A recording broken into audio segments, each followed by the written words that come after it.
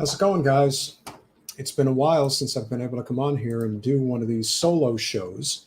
But this will definitely be, well, right now I'm not talking to anybody, but this is something that I haven't done in a while and felt that it was necessary to come on here and just talk about the experience of what it was like this evening going to the tailgate for the Florida Panthers. This was at FL Live Arena, which is where the Florida Panthers play hockey. Now, even though they're not home tonight, they're in Vegas for the start of the Stanley Cup Finals.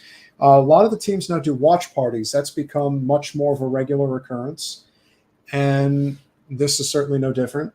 A lot of people showed up tonight, but the one thing that we had experienced going to this event was that hockey does tend to attract a much more conservative crowd.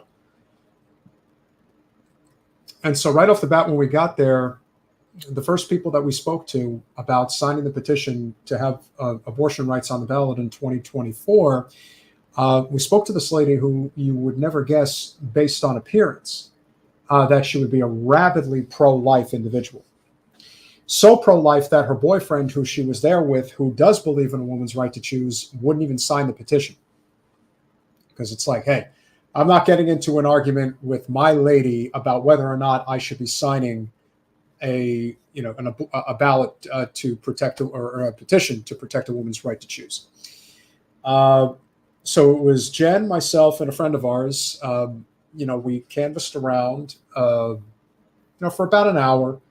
Within that time frame, we kind of got an idea of just how serious the crowd was. And what I noticed for myself personally is that when it came to getting somebody's attention to sign a petition, particularly at a tailgate, which was ultimately leading to an in-arena experience to watch a game, nobody wanted to talk to me.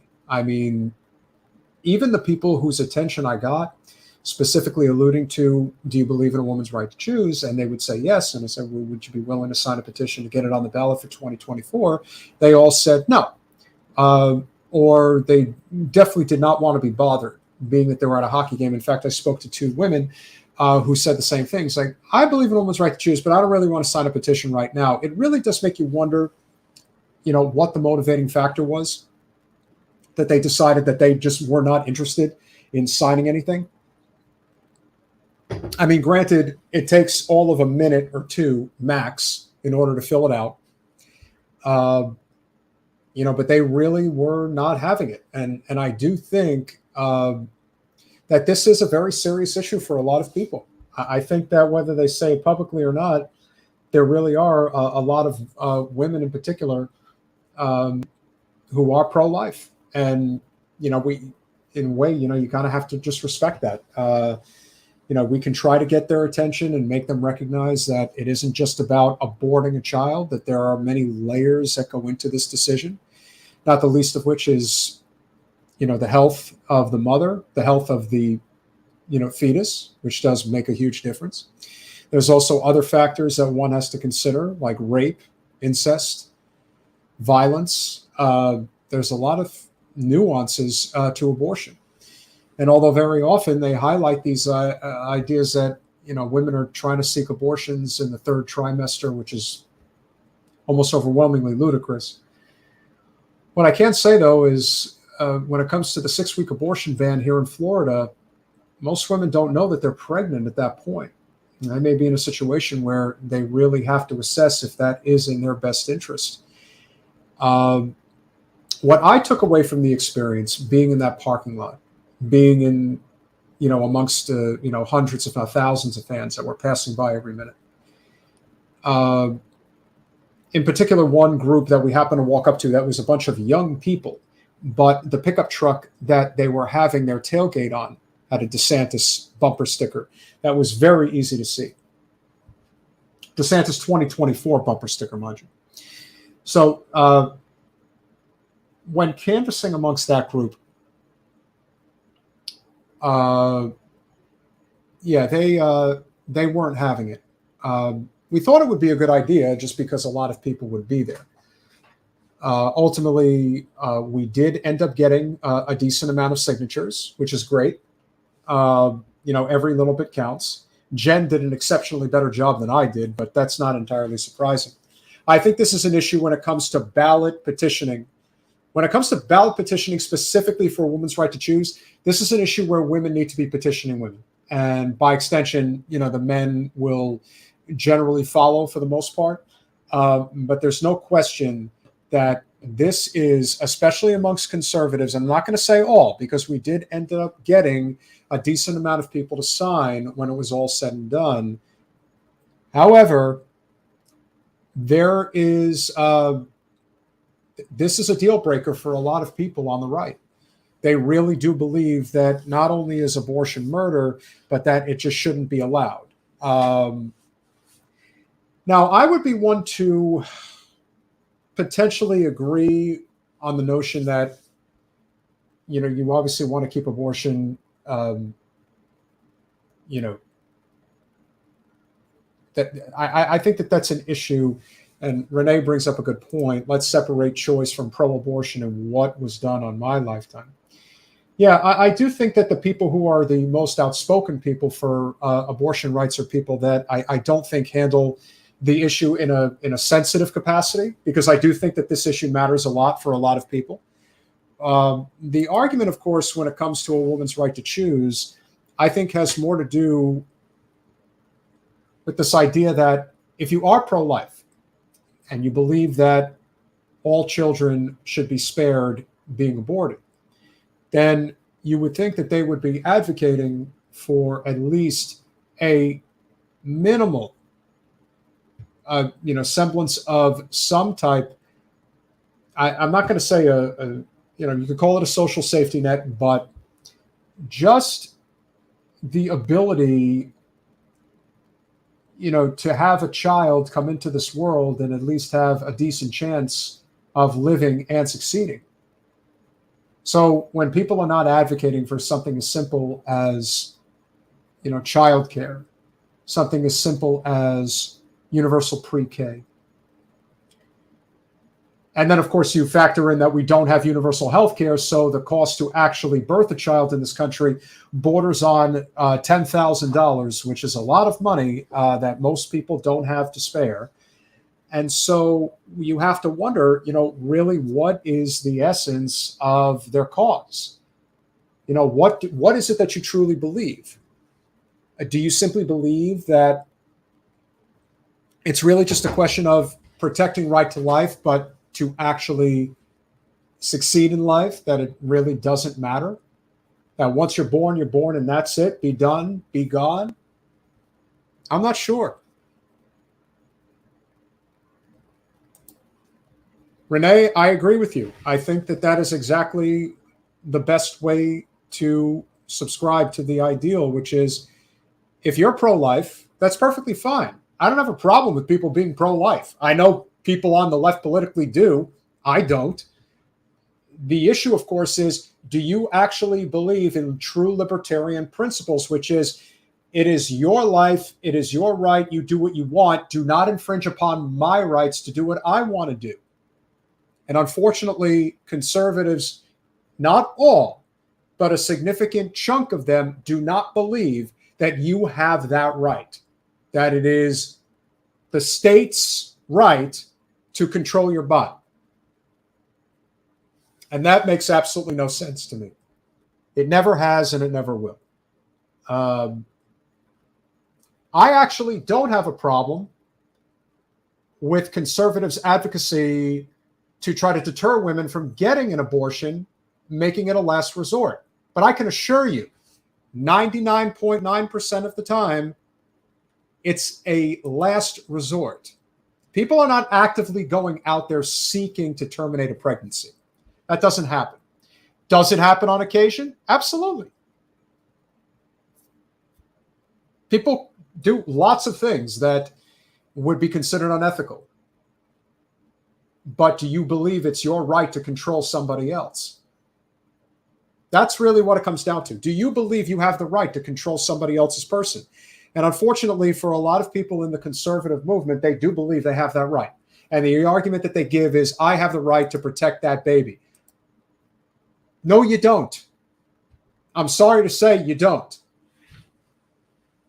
And that's not to, in any way impede upon their beliefs.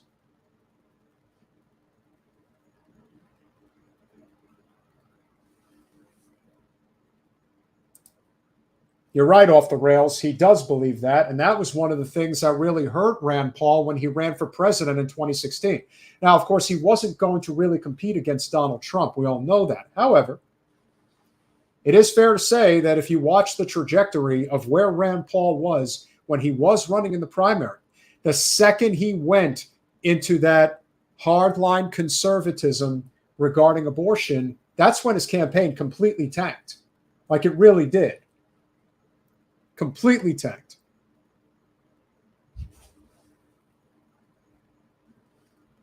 And we have our friend Keith here who, wants to debate the merits of the vaccine.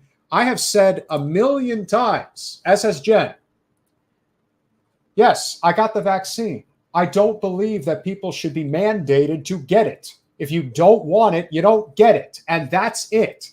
That is the nature of civil libertarianism. What's good for me is not necessarily good for thee. So don't impede one's decision-making for themselves. And they constantly tried to tell you that if you got the vaccine, that you were going to prevent people from catching the virus and ultimately getting sick and dying. Now, of course, we all know the overwhelming majority of what was put out there was not true. Now, there are many reasons as to why that was done, but we all know one of the most significant reasons that was done was because Big Pharma was making an unbelievable amount of money getting people to take the injection. The idea was to have everybody get injected with the vaccine, which, of course, was not necessary.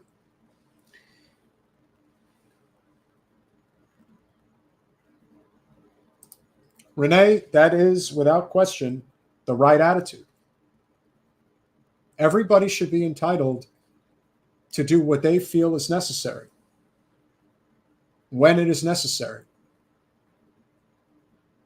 There are people, and I can assure you, I know them. I know them pretty well. I know people who don't believe that you should be able to get an abortion whether you're raped or you've been a victim of incest. They don't believe it. They think you should suffer for it. You should deal with the mental trauma for the rest of your life. That's pretty messed up if you ask me. And let's be honest, this is a women's health issue, for God's sake. Men really don't have any say in this whatsoever. And while men can make the argument that, but it is my right to have a say in whether or not the lady in question who I've impregnated is able to make a decision regarding my child. Well, let me assure you, you can stomp your feet, you can piss and moan, you can do all the things that you want to do to try to convince a woman that she needs to keep that child. If a woman decides that she is going to keep or terminate a pregnancy, there is almost nothing you can do about it. The decision ultimately is hers.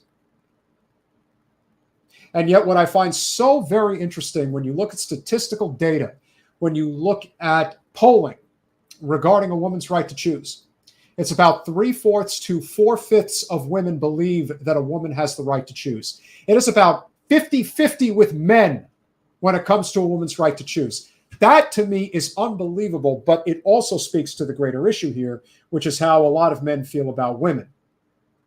They don't believe that they have a right to choose, or they want to control their body.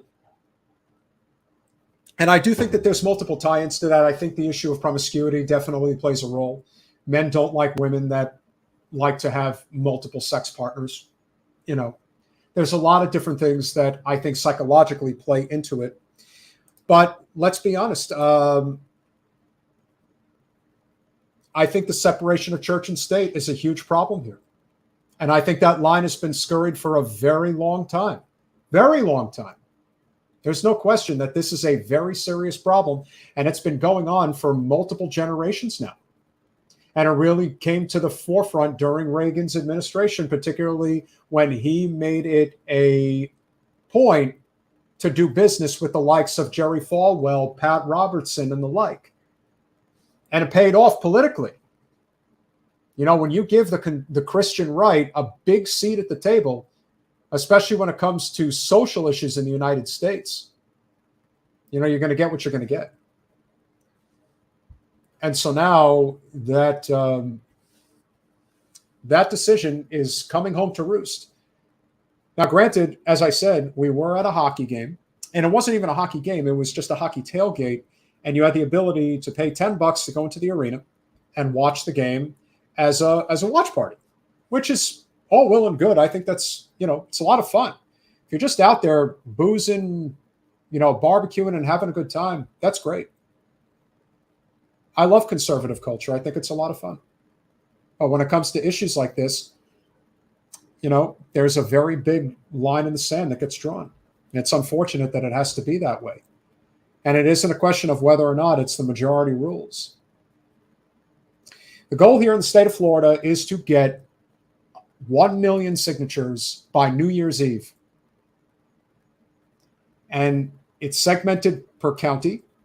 So X amount has to be done in Broward, where we are, 31,000 signatures, which we need to do. And every other county has X amount. I do think that this will go over, not that Broward, it shouldn't go over well, but I do think that one of the ways that this is going to go over well down here is they're going to have to do a lot of canvassing. I think canvassing will ultimately be a lot more effective. You can go to, various places and get people to sign. But I also think that you're going to have to knock on doors, which I'm going to be doing. Jen is going to be doing. A number of our amazing supporters down here are going to be doing. Obviously, we have to plan these things out in advance. Not everybody wants to get their door knocked on, but I think if we turf it properly, I think there will be a very positive response to it. Because people understand that this is a very serious issue here. And when it comes to civil liberties, I'm a staunch supporter of them, especially of our constitutional rights. And this is a woman's right to bodily autonomy. This is a right to protect your person. This is, in a way, it is, it is your Fourth Amendment rights, protection against search and seizure. It's not civil asset forfeiture in the truest sense, but, you do have the right to privacy. That is a constitutional right. You do have it. And every day we're noticing little by little, it's being taken away. And DeSantis is hell-bent on running on this issue. And you know what? Especially for older voters, it's going to work with them. It just is. Not everybody likes Trump's shtick. Trump has a very loyal base. It's pretty substantial. But there is going to be a nifty carve-out of voters that are going to gravitate to DeSantis. They just are. Listen, we live in a country where people didn't think it was possible that George W. Bush could be elected president. Now, granted, George W. Bush is not a legitimate president. He really did have the White House. They stole the White House from Al Gore. There's no question that they did. But still close enough where a significant portion of the country did actually vote for him. So this idea that DeSantis is not a threat, granted, he could spiral out of control and end up like Jeb Bush. That's certainly possible as well. I'm not disputing that possibility. I do think that could happen. But he's got a lot of money. He has a track record that a lot of conservatives like. They really do. They really like his record. They love his social conservative agenda. There's a lot of people who hate, and this is Pride Month. There's a lot of people who simply hate the alternative lifestyle. They just can't stand it. And whether that's because there are certain elements of cultural differences that are very significant to a conservative versus somebody who's LGBTQ. For a lot of members of the LGBTQ community, especially the ones that are economically successful, that there's not a big difference there. The more unifying issues we have in our society is really centered around economics. That's why that's a heavy focus for what we do. Because if I were to talk about a lot of those issues with a lot of people, there probably would be a considerable amount of agreement. But when it comes to social issues, this is where the lines get divided pretty heavily. And that's why the powers that be focus on them considerably more than they do on anything else, because they know that that's what keeps people from forming a labor agenda, which is what we need in this country. And they focus on things like a woman's right to choose. And it's a big one, baby. It's big. I saw it firsthand. I saw people that are young enough to be my child saying, no, I'm not for it. Woman doesn't have a right to choose.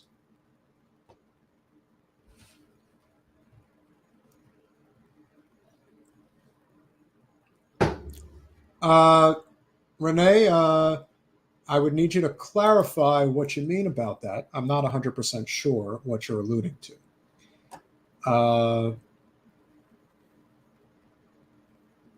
Thank you, Keith. Yeah, we're going to try a bunch of different things. We'll see what sticks. We're going to be doing a variety of different ways, and obviously we're promoted on the podcast. And we have drop spots such as this studio. Right outside the studio, you can drop off a petition. And for those of you who are curious, and if you happen to be a Florida resident and a registered voter, there is a website that you can go to where it will allow you to download the petition and sign. And then you just need to drop it off at your local precinct. Which seems easy enough. And I believe the website will also tell you exactly where you need to go. So if you could, make sure that you go to floridaprotectingfreedom.com. That is the website. And share it with any and all people that you know that are registered voters in the state of Florida. I don't care if they're conservative. Send it to them. Maybe they'll tell you to F off. Maybe they'll say, yeah, I think that DeSantis went too far. Maybe they will say that. Independents, for the most part, I'm sure will be of agreement. And then, of course, you have Democrats, which obviously this is a huge issue, especially for liberal Democrats. This is a very huge issue for them because it's one that they can really sink their teeth into.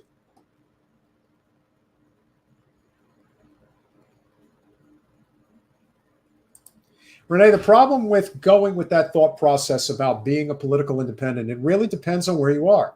Certain states, it actually does, it is worth your while to be a political independent. In a state like Florida, it does not. We have very archaic voting laws here in the state. It absolutely 1,000% only pays to be in one of the two major parties in the state of Florida. Governor DeSantis just made it even more difficult to try to leave and either be an independent or support a third party. That's a big problem.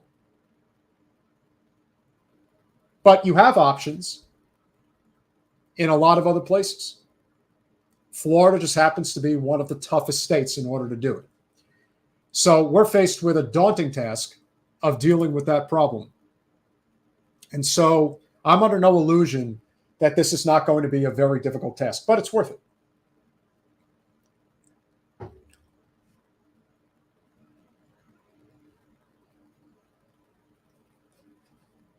There is no question that the Democratic Party has alienated a significant portion of the voting bloc. Jen put out a social media post. We put out a social media post the other day alluding to the fact that Rachel Maddow, who is supposed to be, and again, this is Pride Month, who is supposed to be a beacon, if you will, of the LGBTQ community. The problem is that she is not on the left. She is very much in the corporate sector of, the political arena as it stands today at the highest level. She was a spokesperson. She was the keynote speaker yesterday at TrueCon in Washington, D.C., which is, it's the national security state. It's a military-industrial complex. And The problem that we run into is that there are people in the Democratic Party, as Off the Rails has pointed out, that there's a lot of members of the Democratic Party who still believe that Rachel Maddow is on the left. If that's the left, I don't want to be a part of it, because that's not left. I'm on the economic left. I'm on the labor left. That's where I'm at. And I'm in commercial real estate. I'm in an industry that doesn't give a damn about workers. The thing that they care most about is getting their assets and making as much money as humanly possible.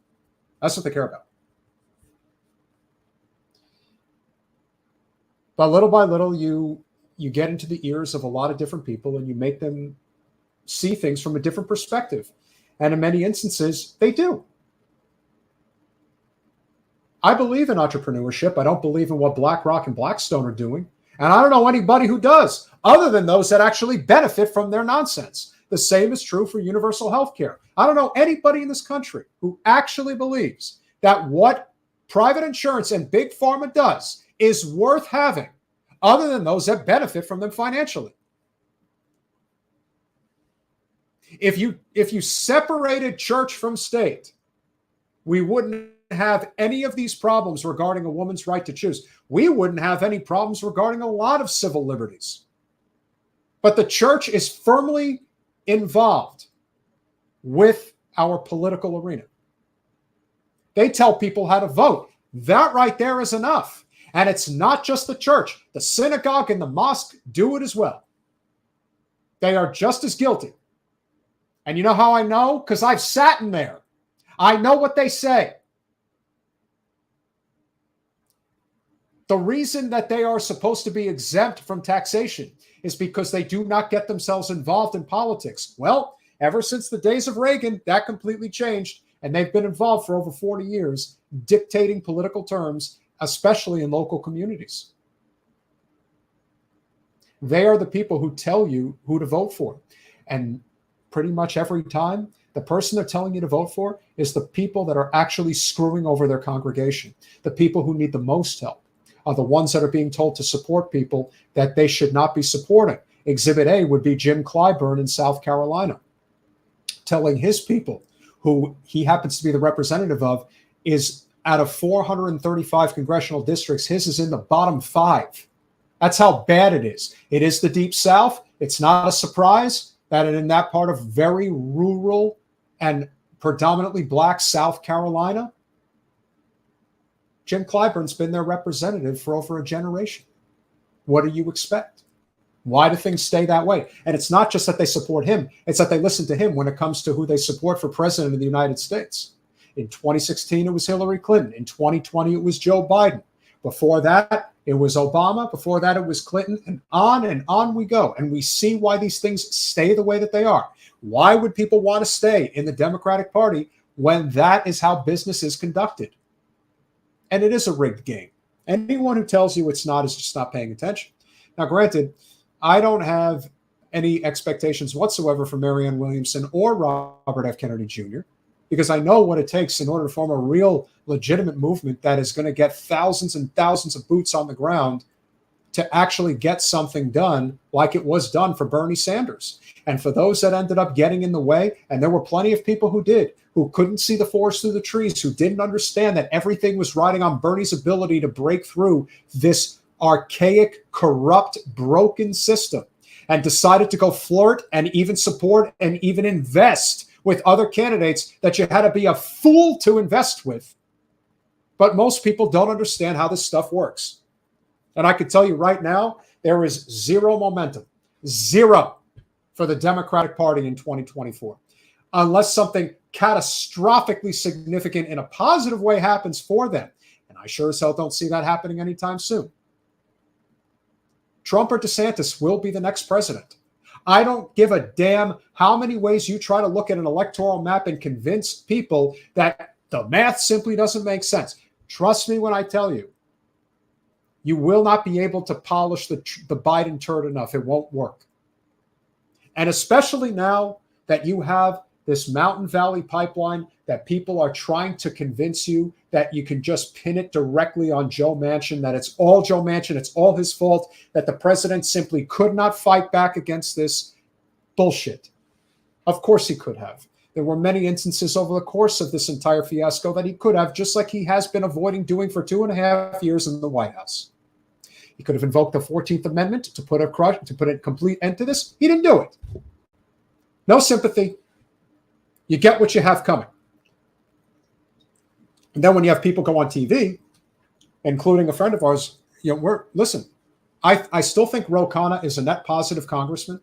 But when you go out there and you try to sell this bill of goods that Joe Biden is somehow a good president, or that I disagree with what he's doing, but I'm going to support it anyway, that's not winning friends and influencing people. That's not how you do it. You do it by having actual principles. And frankly, as we have seen on the GOP side, you have to be willing to be hated by the masses, or at least the masses that pay attention to politics 24/7. But a lot of the people on the left, particularly the progressives that are in the Democratic Party, they're just not willing to take the ire of the Democratic establishment. And whether that's because corporate media completely dominates on the neoliberal domination day in and day out, that they would be saying what they're saying. It's a lot of heat to take. It really is. President Biden could have invoked the 14th Amendment to stop the Mountain Valley Pipeline. He didn't do it. And now the citizens of West Virginia, of North Carolina, South Carolina, Virginia, possibly Tennessee, possibly Kentucky, they're going to suffer for this. This pipeline is an absolute disaster. And it's just one of many reasons why the whole debt ceiling crisis was a complete waste of time. It was complete BS from day one. And all the while, we have these ancillary issues that we're fighting for every day because our various civil liberties are being taken away every day. And a woman's right to choose is one of them. Florida is obviously going to be a trickier state to get this done in than others. It's been done relatively effectively in a number of places. But this state's going to be tricky. Got to get a lot of signatures. We know a number of the ballots will probably get tossed. It's going to be tough. But like a lot of things that we're fighting for right now, one of the reasons why it's so difficult, right now, there's no cohesion on the left. That's a huge problem. There's different opinions about what needs to be done.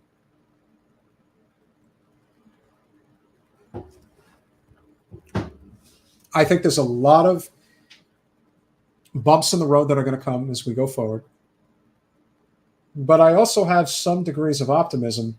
We just have to accept the fact that when we're dealing with what goes on in the digital world, that is significantly different than what goes on in the real world.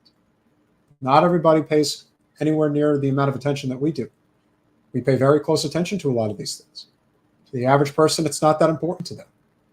They are not spending their time, focusing their time on issues like this. And I think a great deal of why that is the case is because more often than not, most people don't care unless it directly affects them. It doesn't become a priority until it needs to be a priority. That's a problem. But that's the age-old story. Most people don't care until it lands at their doorstep. I have a very simple attitude when it comes to abortion. I can't carry a baby to term. It's not my business. This is a women's health issue. Men really do need to stay out of it. But they don't. They don't stay out of it. And there's a lot of men who really like to control women. That's a big part of it as well. Can't deny that reality. That is very real. But I ultimately believe that religion is the biggest hindrance to this. The church is very powerful. They have a lot of influence, even now. Not as much as they once did, but enough. And they've seized on the opportunity to go after the courts, and they've done a great job at that. I don't agree with it, but they're rabidly aggressive, and they know what they want.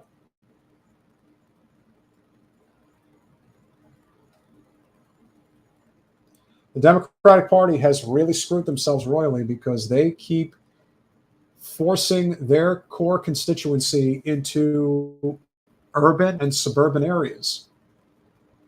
You come out to any rural areas like some of the ones that we do have here in Florida where we are. It really has become a rural red and an urban blue country through and through. It's so culturally embedded at this point.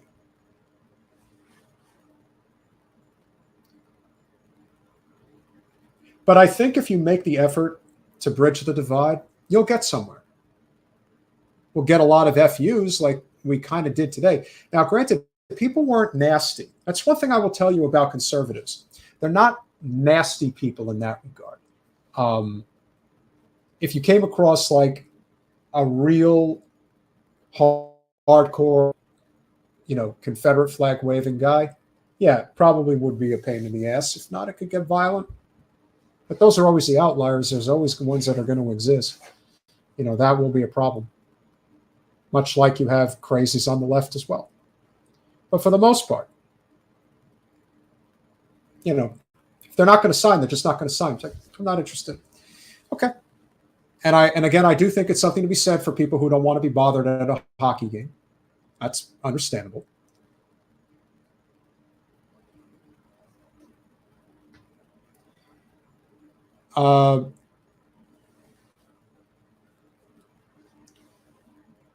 Abortion is it is a last resort for almost everybody.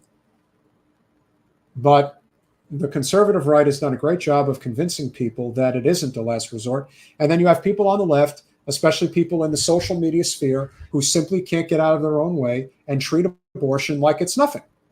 But it's not nothing. It's very easy to say, I'm going to abort this pregnancy when it isn't you who's being aborted. You have to look at it from all angles and understand where people are coming from.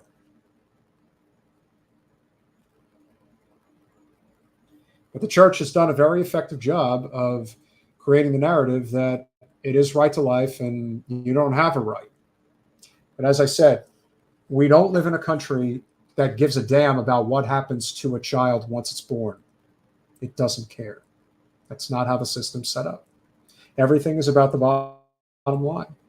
And the Democrats, in particular, have had many opportunities over the last 2 years to actually do something about it. But if you ask the parliamentarian, we can't do anything because that's apparently who runs the country, or Joe Manchin or Kirsten Sinema. But don't worry, because there will always be somebody around the corner that will step up to make sure that whatever working class agenda is necessary to take this country forward will be squashed. There will always be enough. Much like Marie Perez up in Washington State, who joined the GOP to vote against the student loan debt being not only canceled, but having the payments restarted and having back pay collected. There will always be somebody who will jump ship because there's always going to be a bad actor. There will always be the outlier. There will always be that rotating villain. They will always be there until we finally decide that the way we're going to evolve on this, the way that we're going to move forward, is that. And Keith, I will say this. Third-term abortion is already not legal. I really don't understand why anyone even talks about this. This is absolutely ridiculous. I actually thought, for the most part, that a 15-week abortion ban was actually something that the majority of the country would have agreed to. The line could have been drawn basically at around 4 months, even though technically I think you need to make it a 20-week abortion ban and make it so that it is up to the 7th month, where before you enter the 3rd trimester, that a woman has that right. Now, you want to say that there has to be some degree of compromise, but at least embedded into law? I mean, listen, Jen has said many times before that Roe v. Wade was a terrible decision the way it was written. It was inevitable that it was going to be watered down or outright undone. And let's not forget that a lot of what the Democratic Party has relied on for the last 50 years is the ability to fundraise off of the threat of abortion rights being taken away. And you know what? It's worked. It's worked very well. But now that it's been taken away and the opportunity to codify it has come and gone, a lot of people are looking at the Democratic Party and saying, you're more full of shit than the GOP is. At least the GOP does what they say they're going to do. You, on the other hand, say you're going to do things on our behalf, but you're not actually going to do it. And why? Because they are not there to serve you. They are there to serve corporate special interests and only corporate special interests. If we end up getting anything as a benefit, it's by accident. It's simple negotiations. There's a reason why Bernie Sanders is regarded as the amendment king. Every once in a while, you'll get something that's significant. Much like the crime bill in 1994, which is one of the worst pieces of criminal justice legislation this country's ever seen, maybe the worst, Bernie was able to work on, again, the amendment, Violence Against Women Act that was put in as part of it. That was a big deal. But you don't see that shit anymore. That doesn't happen. Any of the bills that we really need to be working on, it's very difficult. And I feel bad. I really do. I feel bad for a lot of people. I'm grateful that I'm a guy. I could die 100 times and I will come back as a man every single time. It is so much easier to be a man than it is to be a woman in this world. It's not even funny. And for anyone who thinks otherwise, please walk in a woman's shoes for a day. Just have a period once. We'll see how fast you shut up about whether a woman has a right to control her own body. That's what I would say.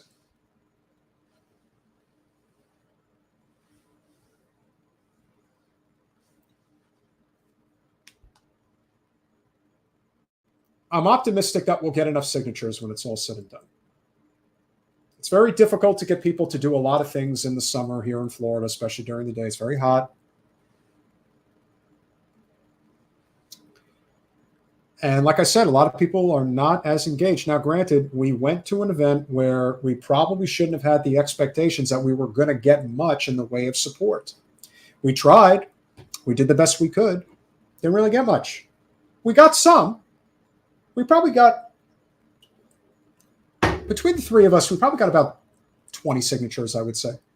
You know, every signature adds up. It does. And it's a numbers game. If you're amongst that many people, chances are you're going to make some progress. Some progress will be made. But there were a lot of people that made it very clear that they're not supporting this. So everything is subject to the environment that you're in. I do think that as much as people will evolve on certain issues, I also know that this has become a very red versus blue issue. And there's a lot of people who vote red that want nothing to do with helping anybody that is voting blue, even though Florida right now, legislatively speaking, is a very red state. Now, Jed likes to make the argument that while it is a red state, legislatively, it is really a purple state that leans red, and that has more to do with the gerrymandering of the House districts in the state. And you know what? I would say that that's probably true, but there's a variety of different reasons as to why that is. The fact of the matter is the Democratic Party in the state needs a massive overhaul. It's been long overdue. It starts with you-know-who, my Congresswoman, Debbie Wasserman Schultz, but there are a lot of people who need to go. They just need to go.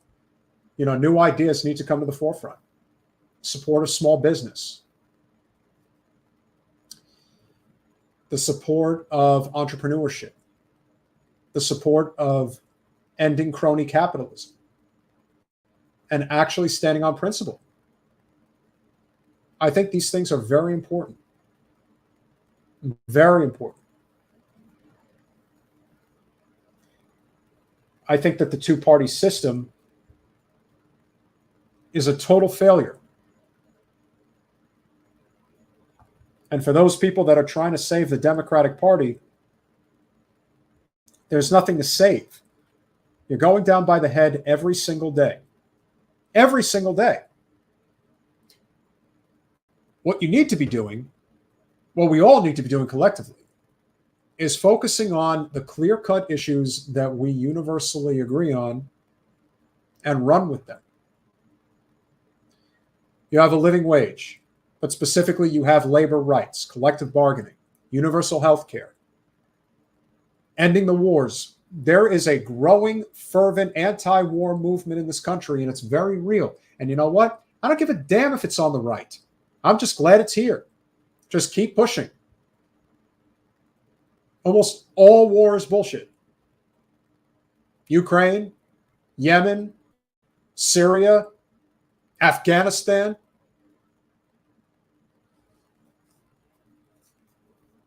Somalia. And remember, all of this could end tomorrow if we really wanted to end it. None of this stuff has to stand at all. Waste of time, waste of resources, and we all know why it's being done. It's being done to make the rich richer and keep us embroiled in a system that people don't want anymore. It's easy to say that you're comfortable with something if it's not personally affecting you. Much as the people who are doing everything in their capacity to make it seem like Joe Biden is doing a good job as president, when just something as simple as the Mountain Valley Pipeline is going to destroy so many people's lives throughout the Appalachian region. And it will. But, you know, who gives a shit about them? Am I right? I do. Because I know I could be living there. And it could be me. And that's how people just either refuse to see it.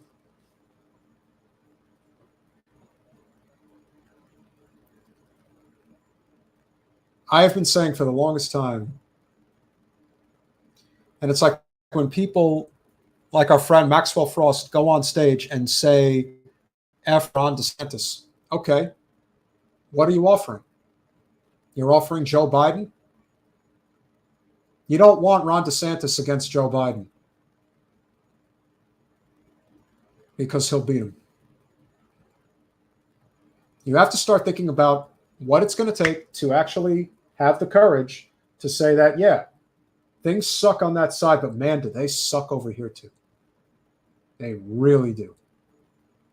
We're in a bad way, man. And anyone who thinks that inflation is going away, my God in heaven. Talk about not seeing the forest through the trees. People can't afford to live. But hey, keep convincing yourself that Joe's he's doing the best he can. And I don't even care that he fell down the other day. I don't need to see that he fell down. I know he's not up to the task to do this. That's just one more example of his inability to actually handle the job and the responsibilities of what he's dealing with right now.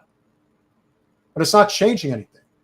It's not actually dealing directly with what the realities of the circumstances are.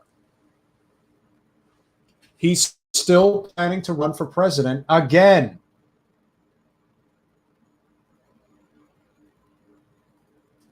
Have a primary, have a real primary, and let people decide.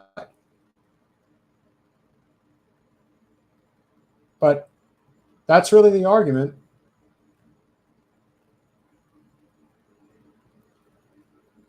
That really is a big part of the problem. People in the Democratic Party are afraid to rock the boat. I'm not afraid to rock the boat. Jen is not afraid to rock the boat, and that is how we have to look at this.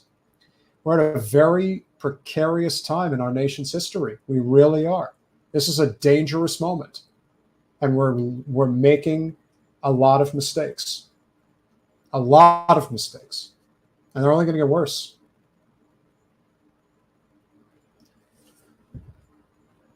I don't see how this is going to improve. But that's why we're out there doing this hard work.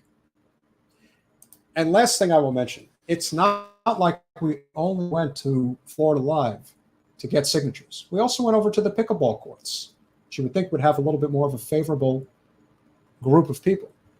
It wasn't. In a way, we kind of stick out like a sore thumb. You just have to be more, we have to be a little bit more strategic in terms of where we go. And I appreciate the advice in the chat.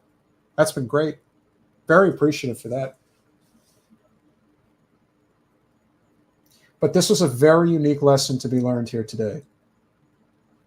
To kind of see what it's like up close and personal, to see what it's like to communicate with people that do not share the same view on a very sensitive issue for a lot of people.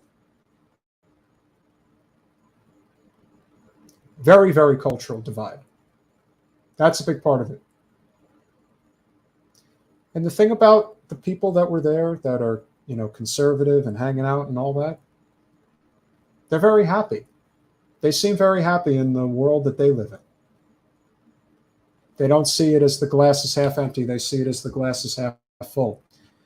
So you can understand why a lot of people get a, you know, especially independents who really do not have a affiliation one way or the other, they get attracted to one side of the political aisle because to them, they're looking at that side and saying, man, that looks like a lot more fun to me. That looks a lot more sociable and exciting to me.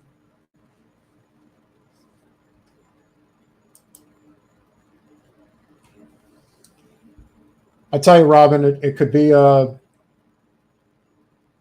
it'll be a cold day in hell before something like that is allowed to happen. I hate to say it. They don't want us to have a say. They've said it time and time again. They've made it crystal clear with their business ethics that they're willing to burn everything right to the ground and then some to protect corporate special interests in the Democratic Party. That's why they work as hard as they do. They work harder against non-corporate populists than they do against conservatives. Why wouldn't they? They take from the same people. I bet you all probably didn't know that one of Governor DeSantis's biggest financial bundlers for his presidential run was one of President Obama's biggest financial bundlers. It's a small club and you're not invited, despite what George Carlin says. They say it's a big club. It's not a big club. It's a small club, and it's for a very select few. And ultimately, that small club kind of controls everything. It really does. So when we think about all the different things that go on and the things that divide us, that get us fighting amongst each other,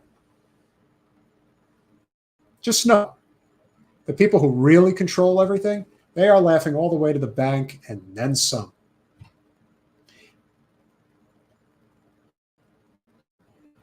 When you fathom, when you really fathom just how out of sight, out of mind some people really are in terms of how much wealth they have, I mean, most people struggle to live every single day. Every single day. But I will tell you this. Most people can't wrap their mind around $1 million. Try wrapping your mind around $1 billion. And then recognizing that there are people that have 10 to 20 to 50 times that amount. They have more wealth than entire countries have. And they're running the show here in this country. And people think that the biggest problem is Ron DeSantis or Donald Trump. I can't even engage people like that because they're so asleep at the wheel, it's not even funny. The problems that we face are much greater than what you see. Can a lot of these problems be corrected? Yes, they can.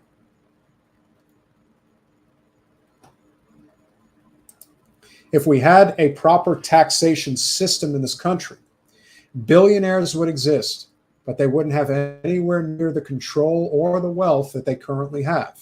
They would still be rich beyond anyone's wildest dreams. But they would absolutely be paying their fair share.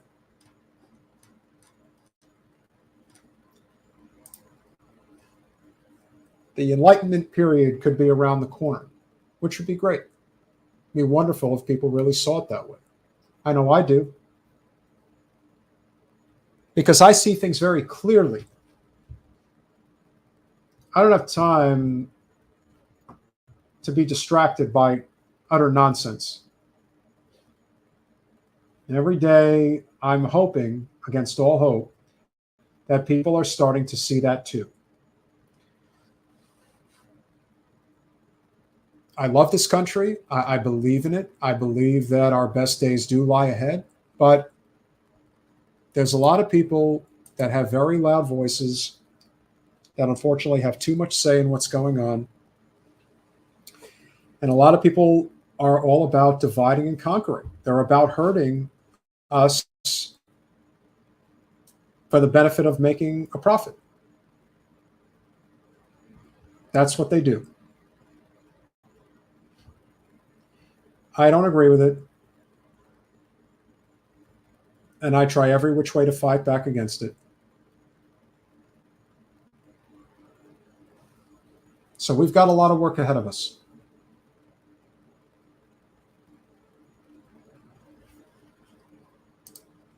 It's a pretty frightening statistic. But that's what ultimately ends up happening. All the money is going into a very select few places. And the reason it's going there is because the tax system is broken, among other things. So when people wonder, why are the tax cuts so bad? Why are these things happening? It's not hard to see why. It's very clear. I know it is for me. Women should stop putting out for men. Actually, I think we already have that problem as it is. That's where a lot of violence ends up coming from anyway. We're such a sexually wound up culture.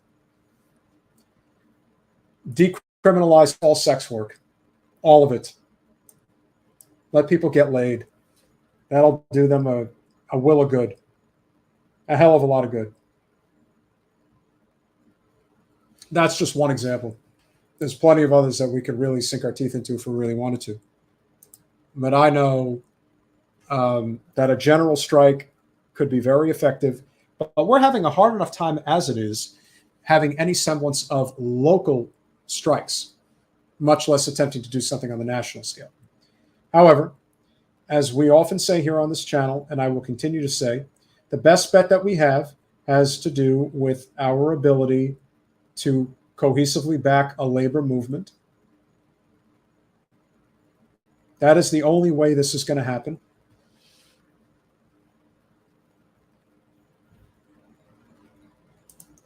Lord knows in LA, that's definitely going to be a good thing.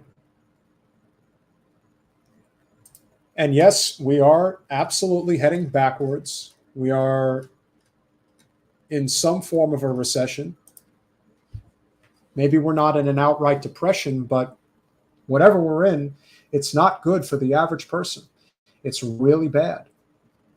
And the fact that they're going to start the student loan debt payments all over again in September. You know, one thing that liberals like to do is tout Biden's record. Oh, he passed the CARES Act. He did the CHIPS Act. And all I'm thinking is, can you name one thing tangible that President Biden has done on behalf of the American people? One thing that he's done to help the struggling American in the 2.5 years that he's been in the White House. I'll make it easy for you. The answer is nothing. He's done nothing. In fact, he's done less than nothing, because at a time where the country desperately needed economic populism from the left, you got status quo Joe. That is the worst possible thing you could get at a time where the country is aching for economic populism. And Donald Trump is giving them that lip service. I don't know what the hell Ron DeSantis is doing. He thinks by outrighting Trump that that's going to get him to win. I got to tell you,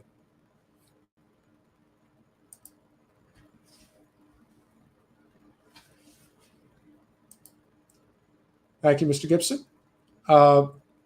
We actually have interviewed workers strike back. great group, and we fully support what they are doing. Small but mighty, these things take time, and they obviously take a lot of money and effort. But I think a lot of the country is just down at this point, down in the dumps. Really, I think a lot of people have given up. I don't give up because it's not in my DNA. It's not in my personality. It's not what I do. But I do understand why a lot of people are upset.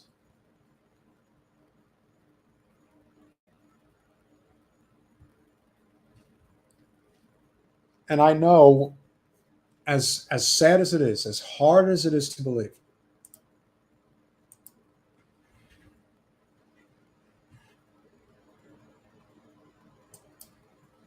I do agree with you off the rails that there are issues that Trump is going to seize on that Biden is not going to be able to, and that's going to be very difficult for the Democrats to deal with. They've made their bed. They're going to have to own it because their decision consciously to go along, to get along with the neocon right, because they decided they hated Donald Trump, and the Democratic Party welcomed them with open arms, thinking, well, this is our ticket to more voters. The fact of the matter is the economic populism is really with workers in this country. And they are getting restless, and they are getting tired of the way the Democratic Party is conducting business. Well, the Democratic Party does not want to adhere to the will of working people. There is always going to be a reason why things don't get done. So I guess the point of this whole conversation is to recognize that while things are not looking too good right now, there is a lot of work that can be done when it comes to collective organizing, where a lot of these issues that people are fighting for can really have a tremendous impact. But you have to be willing to put in the work, and you have to be willing to take a lot of rejection, which is not easy for a lot of people.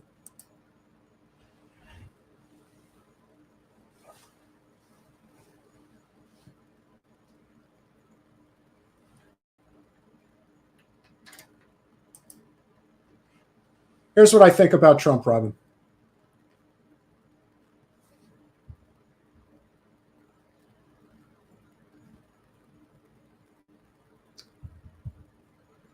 If this country was on the right path, and I mean on the right path, we would not be having this conversation. Donald Trump is able to do what he's able to do because this country is in bad shape. And people are looking for anything, anybody that is going to deliver for them, even if he's full of it.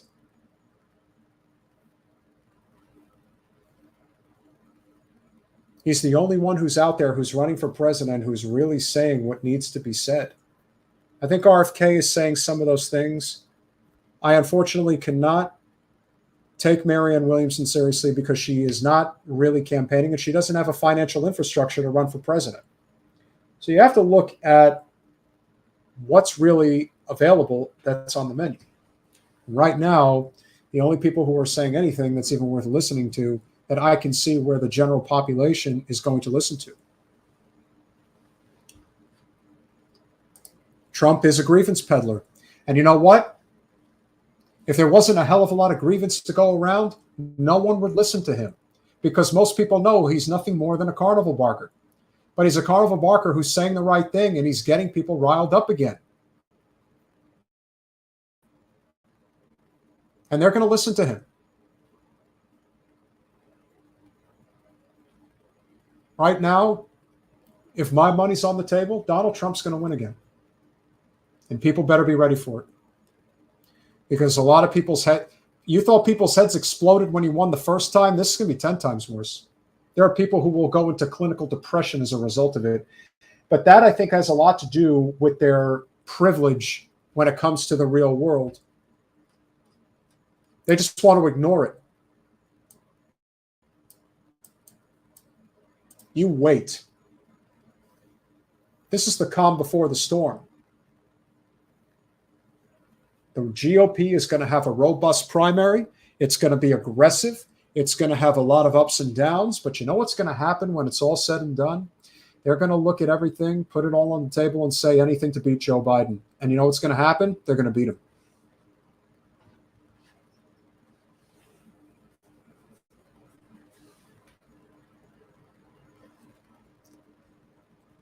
The one thing I learned, and the big difference between 2016 and 2020, and why Trump lost. Yes, did the powers that be want a better face when it came to the military-industrial complex? Yes, they wanted somebody better than Donald Trump who would occasionally say the right thing. They wanted a yes man, do as you're told, like a Joe Biden, who, let's face it, he not only has gone along with basically everything Trump did in his administration, but he's made it exceptionally worse in a number of instances. So how are you going to sell that to the American people? So much of the promises that he made, and I didn't believe any of it. I thought maybe Bernie would hold his feet to the fire, but he never really did. There's been no undermining of the Democratic establishment agenda since Joe has been in the White House.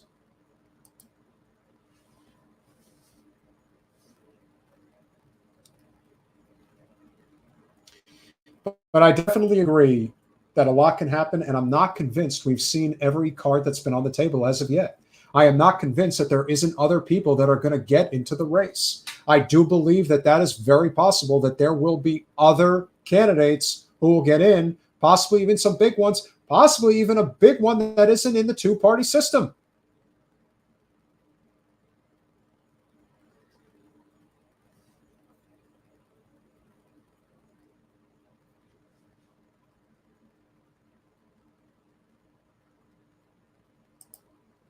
Because unfortunately, Josh, the reality is this.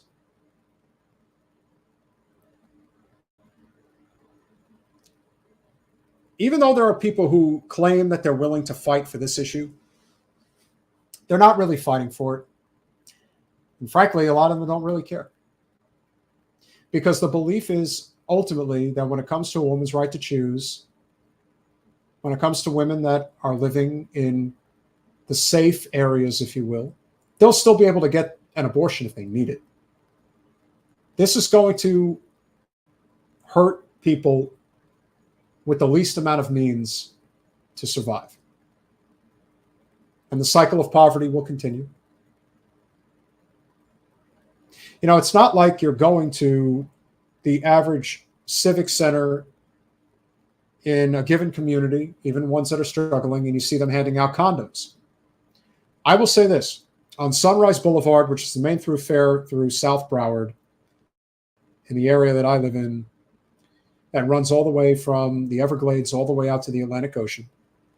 When you hit the poverty-stricken areas in the east side of the county, in particular before you get to Interstate 95, there are a handful of big billboards that you will pass that show signs for STDs and pregnancy and letting people know that you have choices.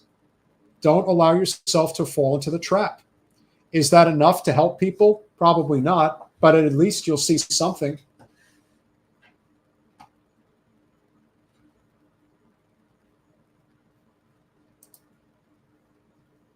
We do what we can, my friend. We do what we can.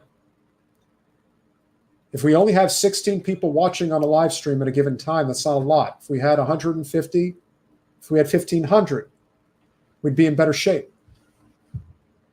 And we would be spreading the word. I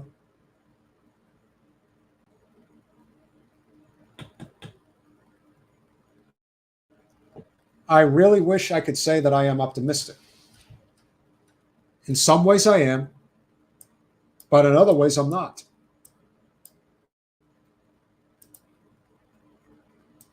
I think the only thing we really have going for us is that you can sign the petition, print it out online, and then drop it off at your local precinct. That you can do. And I do believe that that'll be one of the more effective ways to get this done,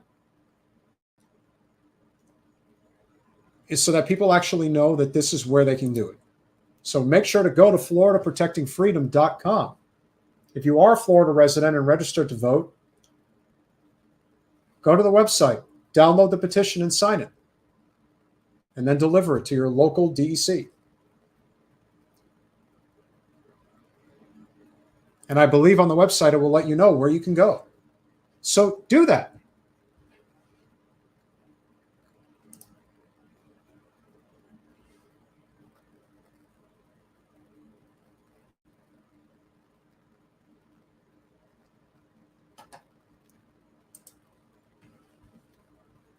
The system is designed that way.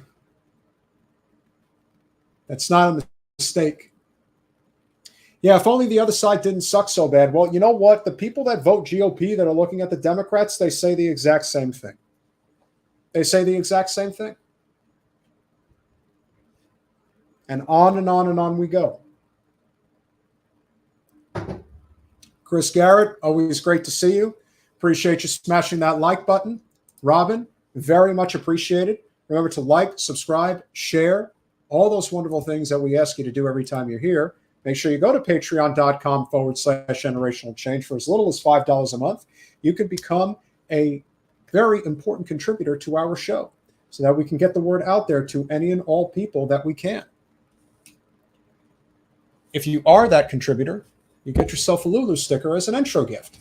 If you become a $10 patron, you get the bumper sticker of the person who we do believe is going to be the next president, Joe Manchin and the Parliamentarian. And I know you think that this is funny, but the No Labels Party, you know, that corporate agenda party, and you know they'll get 50 state ballot access, they would love to have Joe Manchin run for president. And if you are feeling very, very generous and would like to contribute $25 a month, you get yourself the Generational Change jersey. Silky smooth, tri-blend, really, really comfortable. I know I love it, and you would love it too. I can't get the sleeves out, but you get the idea.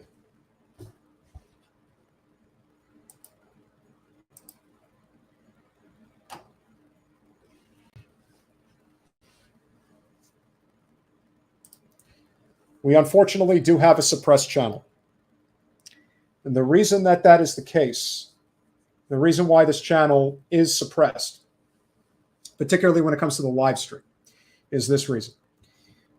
In the earlier stages when we were launching this show, Jen decided to organize a live stream with a lot of heavy hitters on behalf of Julian Assange. Well, needless to say, we got on the radar very quick, and the channel effectively became shadow banned. Now, every once in a while, we'll get a clip out there that gets pretty popular, and I'll prove to you exactly how I know this. I'll tell you exactly how I know for a fact that this is a shadow banned channel when it comes to the live stream. So right after Matt Taibbi went before Congress and was in that tussling match, if you will, with Debbie Wasserman Schultz, we were the first channel that he came on as a guest afterwards. And as a result of that, we thought, yeah, maybe we'll draw a really big audience. I think at our peak, when we had him on, we had maybe 40 live viewers, 45 at most. And we kind of promoted it a little bit, but even that wasn't enough. When we released the clip of Matt talking about Debbie Wasserman Schultz being the biggest inside trader in the Democratic Party in 2022, that clip got 138,000 views, and it's still the biggest clip we've had so far. What that tells me is when we go live, people are not being reminded that we're live, so they're not getting the bell. And we have almost 13,000 subscribers. And yet, for some reason, people don't show up. We do the best we can, and we are extremely grateful for everyone who spreads the word.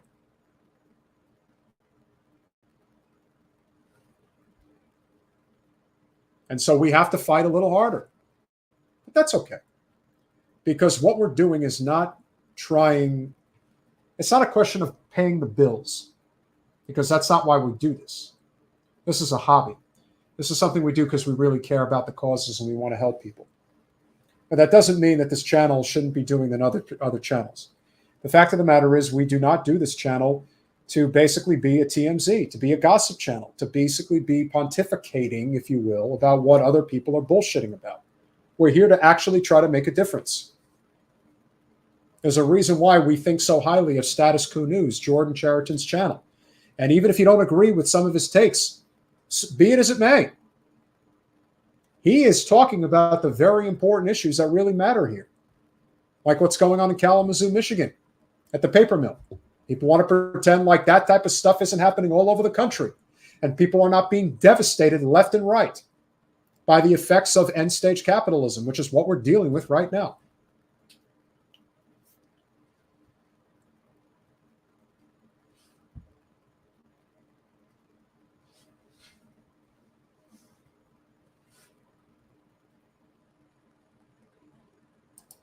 Chris, I would make sure if you are subscribed that you click the bell again, because I think some people get unsubscribed and the bell doesn't come up.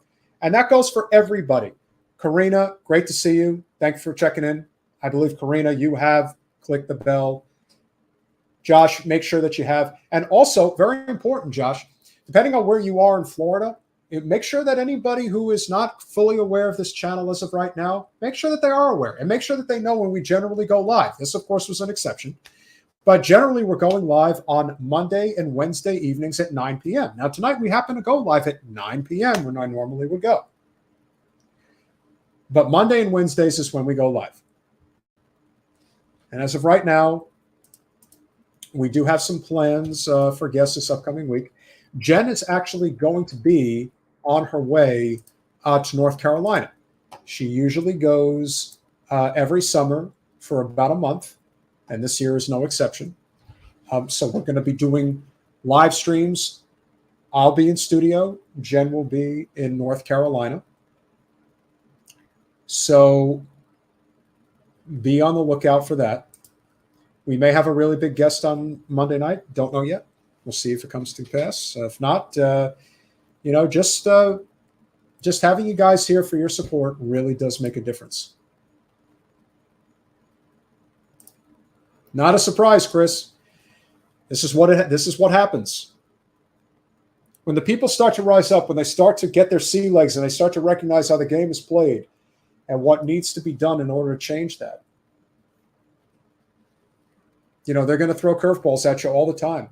You have to stay vigilant. You have to be ready. It's a lot of hard work. But we're here to do it for you.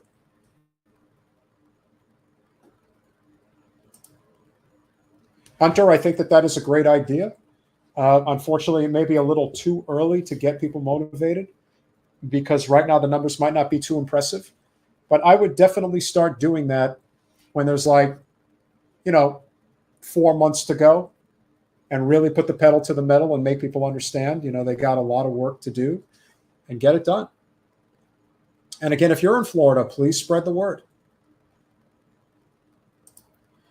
Oh, if you want to talk about one of the worst things that Trump did as president, having Ajit Pai as the head of the SEC and what they did when it came to deregulating the internet, that was pretty shitty. But remember, guys, the reason it's done, the reason these things are done is because anything and everything that can be done to stop working people from coalescing and really growing out a substantial movement for a better future is why they do what they do. We are becoming, as I like to say, seasoned veterans. We're becoming very clear as to what is going on and why it's happening. Continue to stay vigilant. Do not be distracted.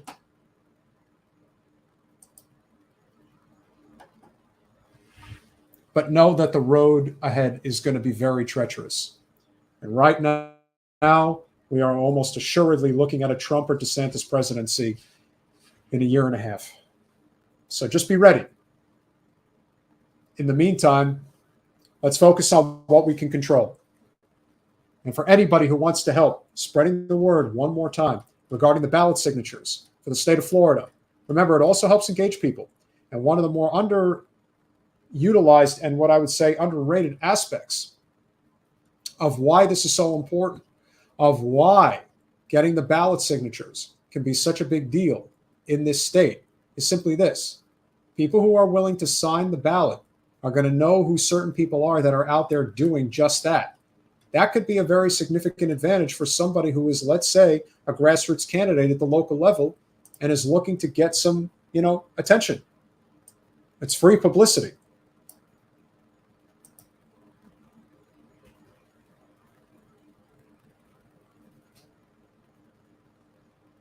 Make sure you go to floridaprotectingfreedom.com. And we'll leave on this note. The biggest threat to a vibrant democracy is an informed electorate. Couldn't have said it better. Great to see you, Chris. Great to see each and every one of you who showed up in the chat tonight to share your thoughts. Really appreciate you all. Monday night, 9 p.m. We'll see you then.